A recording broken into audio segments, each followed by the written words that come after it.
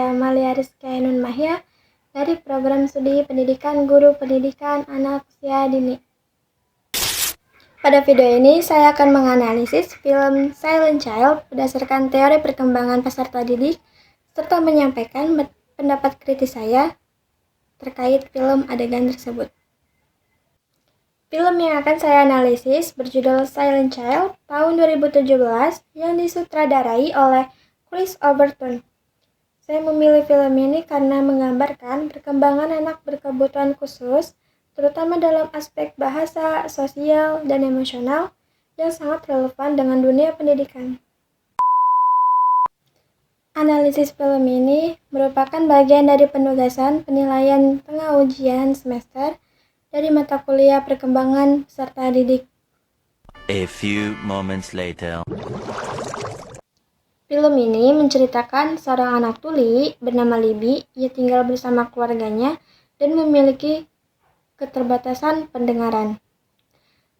Libby sulit berkomunikasi dengan orang-orang di sekitarnya sehingga dia merasa sendiri dan merasa tidak diperhatikan. Lalu suatu hari datang seseorang bernama Joanne yang mengajarkan bahasa isyarat kepada Libby. Sejak hari itu, Libby merasa lebih percaya diri dan merasa senang karena akhirnya ia dapat memahami komunikasi dengan orang lain. Joanne membantu Libby untuk mengekspresikan perasaannya dan membangun hubungan sosial dengan lingkungan sekitarnya. Namun, keluarga Libby belum mendukung sepenuhnya penggunaan bahasa isyarat karena menganggap Libby harus menggunakan bahasa seperti pada anak normal lainnya. Hal tersebut membuat perkembangan komunikasi Libby menjadi terhambat. Film ini menunjukkan pentingnya dukungan lingkungan, keluarga, serta pendidikan yang tepat bagi anak berkebutuhan khusus. Selanjutnya, ada identifikasi masalah perkembangan. Yang pertama ada perkembangan bahasa, ada di menit ke-3 sampai menit ke-8. Pada bagian ini, terlihat Libby kesulitan memahami percakapan dengan orang lain, karena tidak dapat mendengar dengan baik. Lalu, ia tampak bingung dan hanya berdiam ketika orang lain berbicara. Hal ini menunjukkan adanya hambatan perkembangan bahasa akibat belum adanya metode komunikasi yang sesuai. Yang kedua, adanya perkembangan sosial di menit ke-5 sampai menit ke-12. Pada adegan ini, Libby terlihat lebih sering menyendiri dan kurang berinteraksi dengan orang di sekitarnya. Keterbatasan komunikasi membuatnya sulit membangun hubungan sosial, sehingga perkembangan sosialnya menjadi kurang optimal. Yang ketiga ada perkembangan emosional di menit ke-8 sampai ke menit 15. Di menit ini terlihat Libby kurang percaya diri dan merasa sedih. Hal ini menunjukkan bahwa kurangnya komunikasi dan pemahaman lingkungan dapat mempengaruhi kondisi emosional anak. Di menit ini sebenarnya keluarga Libby terlihat sangat peduli, tetapi belum memahami komunikasi yang Libby butuhkan sebagai anak tuli. Selanjutnya, ada analisis perkembangan berdasarkan teori. Yang pertama ada teori dari Vygotsky. Menurut Vygotsky, perkembangan anak dipengaruhi oleh interaksi sosial dan lingkungan sekitarnya. Pada film ini, Libby menunjukkan mulai adanya perkembangan sejak adanya pendampingan dari Joanne melalui bahasa isyarat. Hal ini menunjukkan bahwa interaksi sosial yang tepat sangat berpengaruh terhadap perkembangan anak. Yang kedua ada teori Erikson. Teori Erikson menjelaskan bahwa anak membutuhkan dukungan untuk membentuk rasa percaya diri. Pada film ini terlihat Libby kurang percaya diri. Namun setelah mendapat dukungan dari keluarga, Libby lebih terlihat terbuka dan lebih percaya diri. Hal ini menunjukkan pentingnya dukungan emosional dalam perkembangan anak.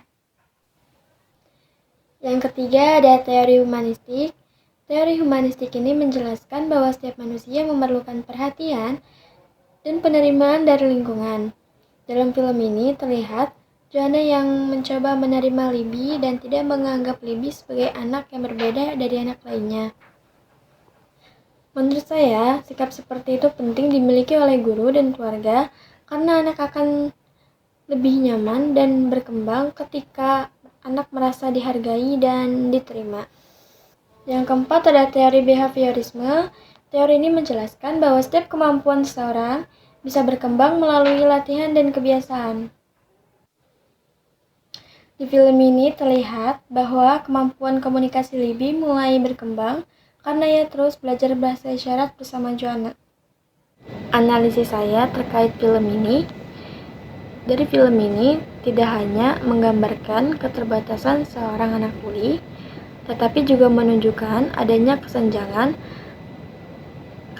pahaman antara anak dan lingkungan. Anak sebenarnya memiliki potensi untuk berkembang, namun di awal cerita ia tidak memiliki akses komunikasi yang sesuai dengan kebutuhannya. Hal ini menjadi catatan penting karena ketika metode komunikasi tidak disesuaikan dengan kondisi anak, maka yang terjadi bukan hanya hambatan bahasa, tetapi juga dampak kepercayaan diri dan perkembangan sosialnya. Anak terlihat lebih pasif dan menarik diri, yang menurut saya ini merupakan akibat dari kurangnya respons lingkungan terhadap kebutuhannya. Saya juga melihat bahwa keluarga dalam film ini sebenarnya memiliki niat baik, tetapi pendekatan yang digunakan masih berpusat pada harapan agar Libby menyesuaikan diri. Dari film ini saya menyimpulkan bahwa keberhasilan perkembangan sangat bergantung pada kesiapan lingkungan dalam memahami dan merespons kebutuhan individu anak. Setelah menganalisis film Child, saya menjadi lebih memahami bahwa setiap anak memiliki kebutuhan yang berbeda, terutama dalam hal komunikasi dan cara belajar. Film ini membuat saya sadar bahwa perkembangan anak tidak hanya bergantung pada kemampuan individu, tetapi juga pada dukungan dan pemahaman dari lingkungan sekitarnya. Saya belajar bahwa sebagai calon guru, saya tidak boleh hanya berfokus pada materi pembelajaran, tetapi juga harus peka terhadap kondisi peserta didik. Anak membutuhkan lingkungan yang aman, diterima, dan didukung agar dapat berkembang dengan optimal. Dari film ini, saya juga memahami bahwa pendekatan yang tepat sangat berpengaruh terhadap kepercayaan diri dan perkembangan sosial anak. Oleh karena itu, kedepannya saya ingin menjadi pendidik yang lebih sabar, empatik, dan mampu menciptakan suasana belajar yang inklusif bagi semua peserta didik. Sebagai kesimpulan, film ini memberikan gambaran bahwa perkembangan anak sangat dipengaruhi oleh lingkungan, dukungan keluarga, dan serta peran pendidik dalam memahami kebutuhan peserta didik. Ketika komunikasi tidak disesuaikan dengan kondisi anak, maka perkembangan bahasa, sosial, dan emosional dapat terhambat. Namun, ketika anak mendapatkan dukungan yang tepat, penerimaan, dan metode komunikasi yang sesuai, maka perkembangan positif dapat terlihat secara signifikan. Hal ini menunjukkan bahwa peran orang dewasa di sekitar anak sangat penting dalam membantu proses tumbuh kembangnya. Terima kasih atas perhatian yang telah diberikan. Semoga analisis ini dapat memberikan pemahaman mengenai pentingnya dukungan lingkungan dan dalam perkembangan peserta didik.